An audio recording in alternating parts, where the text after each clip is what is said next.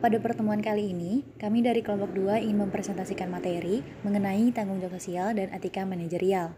Menurut Sherwood Horn, tanggung jawab sosial dan lingkungan atau Corporate Social Responsibility atau CSR merupakan suatu kepedulian organisasi bisnis untuk bertindak dengan cara-cara mereka sendiri dalam melayani kepentingan organisasi dan kepentingan publik eksternal.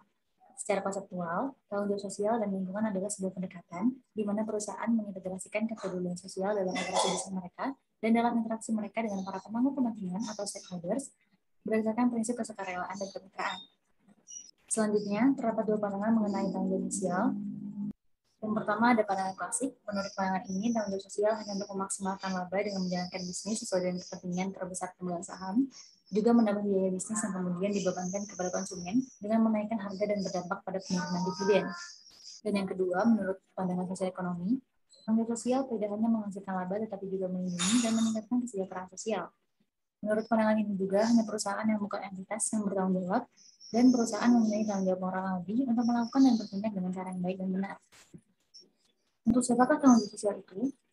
Dari 4 stage yang ada, stage yang pertama dimiliki oleh pemilik dan manajemen, kemudian stage kedua ada untuk karyawan, stage ketiga untuk konstituen dalam lingkungan tertentu, dan stage yang terakhir atau yang paling atas, stage keempat, ada untuk masyarakat yang lebih luas.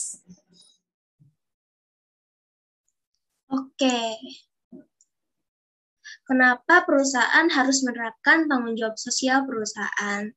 Ada beberapa alasan kenapa sebuah perusahaan memutuskan untuk menerapkan tanggung jawab sosial di dalam perusahaan. Yang pertama adalah moralitas, di mana perusahaan harus bertanggung jawab kepada banyak pihak yang berkepentingan, terutama terkait dengan nilai-nilai moral dan keagamaan yang dianggap baik oleh masyarakat.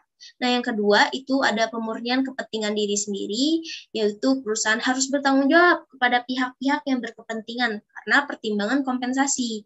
Perusahaan berharap akan dihargai karena tindakan tanggung jawab mereka, baik dalam jangka pendek maupun jangka panjang.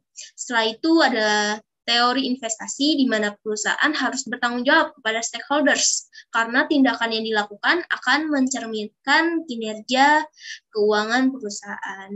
Yang keempat, mempertahankan otonomi karena perusahaan harus bertanggung jawab kepada stakeholders untuk menghindari campur tangan kelompok-kelompok yang ada dalam lingkungan kerja. Nah, dalam campur tangan yang dimaksud itu campur tangan dalam pengambilan keputusan manajemen. Jadi perusahaan berusaha mempertahankan otonomi dengan menerapkan tanggung jawab sosial perusahaan. Oke, slide selanjutnya strategi pengelolaan tanggung jawab sosial perusahaan. Ada 4 strategi, yaitu strategi reaktif, defensif, akomodatif, dan juga proaktif. Apa sih strategi reaktif itu? Strategi reaktif adalah kegiatan bisnis yang dilakukan dengan tanggung jawab sosial yang cenderung menolak atau menghindarkan diri dari tanggung jawab sosial. Nah, ini contohnya seperti pada zaman dulu perusahaan tembakau itu menghindarkan diri dari isu yang menghubungkan konsumsi rokok itu bisa menyebabkan kanker. Nah, karena adanya peraturan pemerintah untuk mencantumkan bahaya rokok di setiap iklan, maka hal tersebut dilakukan oleh perusahaan rokok. Jadi itu contoh strategi reaktif. Selanjutnya strategi defensif. Strategi defensif ini adalah tanggung jawab sosial yang dilakukan oleh perusahaan terkait penggunaan pendekatan legal atau jalur hukum untuk menghindarkan diri atau menolak tanggung jawab sosial. Perusahaan yang menghindarkan diri dari tanggung jawab, misalnya contohnya perusahaan yang menghindarkan diri dari tanggung jawab limbah. Nah, perusahaan selalu aja berargumen melalui pengacara yang disewanya. Jadi dia mempertahankan diri dari tuntutan-tuntutan hukum mengenai limbah, misalnya limbah di sungai. Nah, mereka berargumen kalau misalnya nggak hanya perusahaan mereka aja yang menghasilkan limbah, tapi banyak perusahaan lain. Nah, ini adalah strategi defensif. Contohnya, selanjutnya strategi akomodatif. Strategi akomodatif itu merupakan tanggung jawab sosial yang dijalankan oleh perusahaan karena adanya tuntutan dari masyarakat atau lingkungan sekitar akan hal tersebut.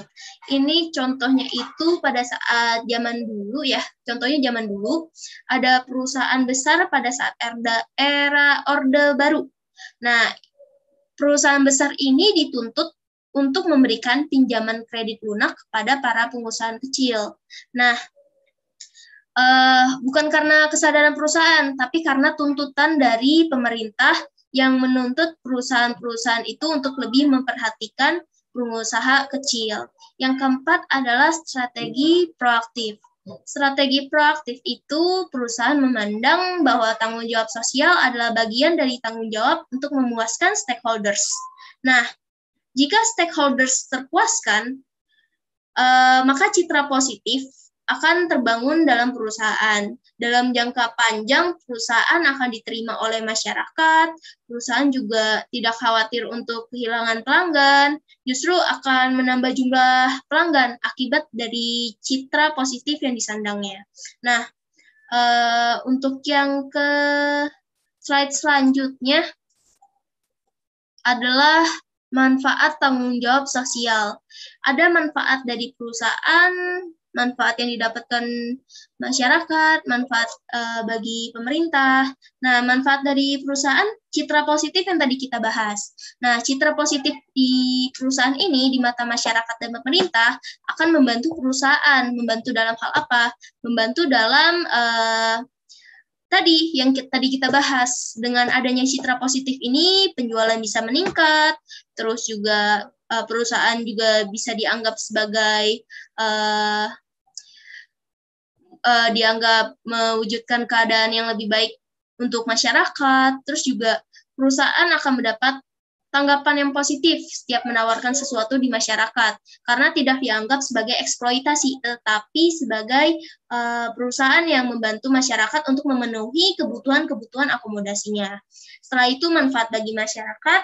Selain masyarakat terakomodasi, yang tadi kita bahas, hubungan masyarakat dengan perusahaan juga akan menjadi win-to-win solution. Kenapa? Karena dengan adanya hal ini, hubungan bisnis itu jadi lebih baik karena hubungan yang citra positif itu. Jadi masyarakat tidak merasa terugikan, tapi masyarakat juga merasa teruntungkan. Setelah itu, manfaat bagi pemerintah, yaitu pemerintah juga jadi memiliki partner dalam menjalankan misi sosial dari pemerintah. Nah, pemerintah juga bisa mengarahkan masyarakat ke arah yang lebih baik, bahkan juga mewujudkan tatanan masyarakat yang lebih baik lagi dengan partner perusahaan tersebut. Seperti itu. Sekarang kita akan membahas tentang etika manajerial. Definisi etika manajerial sendiri yaitu kode etik pengelolaan suatu organisasi yang memenuhi kriteria etika untuk memandu manajer di dalam pekerjaannya. Pandangan etika sendiri terbagi menjadi 4, yaitu utilitarian, hak, keadilan, serta kontrak sosial terpadu. Pandangan utilitarian ini sendiri yaitu keputusan etika yang dibuat semata-mata berdasarkan hasil atau akibat keputusan itu. Lalu, pandangan hak yaitu merupakan etika yang berfokus kepada HAM. Selanjutnya, pandangan teori keadilan, yaitu para manajer memakai serta menerapkan peraturan secara adil dan tidak memihak.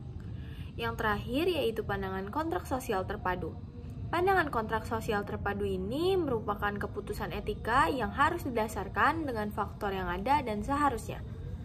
Kemudian ada 5 faktor yang mempengaruhi perilaku etis dan tidak etis, yaitu tingkatan pengembangan moral, karakteristik individual, variabel struktural, budaya organisasi, dan intensitas masalah. Yaitu yang pertama, tingkatan pengembangan moral, yang dibagi menjadi 3, yaitu prinsipal, konvensional, dan prakonvensional, yang dibagi menjadi 2 tingkatan. Yang pertama, mengikuti peraturan untuk menghindari hukuman fisik, yang kedua, mengikuti peraturan hanya bila sesuai dengan kepentingan pribadi, yang ketiga, hidup sesuai dengan ekspektasi orang-orang, yang keempat, menjaga tatanan konvensional, yang kelima, menghargai hak orang lain, yang keenam, mematuhi prinsip etika yang dipilih sendiri walaupun melanggar hukum.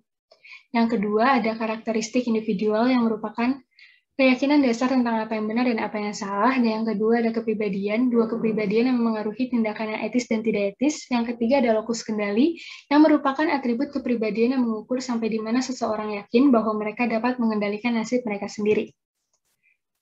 Yang ketiga ada variabel struktural. Yang pertama ada struktur yang meminimalkan ambiguitas dan ketidakpastian dengan aturan dan regulasi formal. Yang kedua ada organisasi yang terus mengingatkan karyawan tentang hal-hal yang etis. Yang ketiga ada tujuan. Yang keempat ada sistem penilaian kinerja. Yang kelima ada prosedur alokasi penghargaan. Yang keempat, ada budaya organisasi. Nilai ini sangat berpengaruh, maka banyak organisasi yang menggunakan manajemen berbasis nilai, yaitu bentuk manajemen di mana nilai-nilai organisasi memandu karyawan dalam cara mereka beretika. Yang kelima, ada penentu intensitas masalah. Yang dibagi menjadi 6, yaitu konsentrasi pengaruh, kedekatan terhadap korban, kesegeraan konsekuensi, probabilitas kerusakan, konsensus kesalahan, dan besar kerusakan yang ditimbulkan. Selanjutnya adalah etika dalam konteks internasional. Apakah standar etika itu bersifat universal?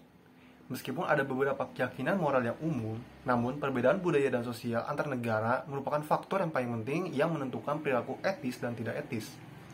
Penting bagi manajer yang bekerja di negara asing untuk mengenali pengaruh sosial, budaya, dan politik atau hukum tentang apa yang dianggap benar dan dapat diterima.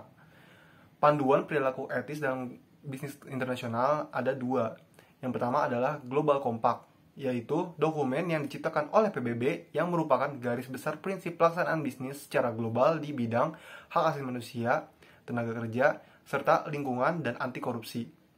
Yang kedua adalah Konvensi Anti Penyuapan dan Organization for Economic Cooperation and Development, yaitu instrumen global pertama untuk memerangi korupsi dalam kesepakatan bisnis lintas batas. Suatu perusahaan harus mendorong perilaku etis agar hal itu bisa terwujud. Beberapa langkah yang bisa dilakukan adalah yang pertama, merumuskan kode etik. Kode etik adalah pernyataan formal dari nilai utama organisasi dan aturan etika yang diharapkan untuk diikuti oleh karyawan. Lalu, penggunaan kode etik yang efektif adalah seperti kembangan kode etik sebagai panduan dalam menangani dilema etika dalam pengambilan keputusan, komunikasikan kode etik secara reguler kepada seluruh karyawan. Lalu, seluruh tingkatan manajemen secara kontinu menegaskan pentingnya kode etik dan komitmen organisasi pada kode tersebut. Lalu, dorongan perilaku etis selanjutnya adalah memimpin dengan memberi teladan. Manajer harus menjadi contoh yang baik dengan cara selalu etis dan jujur dalam setiap waktu, berkata dengan benar, jangan menyembunyikan atau memanipulasi informasi, mengakui kegagalan dan tidak mencoba menutupinya, mengkomunikasikan nilai-nilai etika bersama pada karyawan yang melalui simbol, cerita, dan slogan. Lalu memberikan penghargaan pada karyawan yang berperilaku etis dan memberikan sanksi pada mereka yang tidak. Lalu dorongan selanjutnya adalah pelatihan etika. Nilai dari pelatihan etika adalah dapat membuat perbedaan dalam perilaku etis. Yang kedua, meningkatkan perhatian karyawan pada isu-isu etis dalam keputusan bisnis. Yang ketiga adalah mengklarifikasi dan memutuskan standar perilaku organisasi. Yang keempat adalah karyawan menjadi lebih percaya diri, mereka akan didukung organisasi saat mengambil sikap yang tidak populer tetapi secara etika itu benar.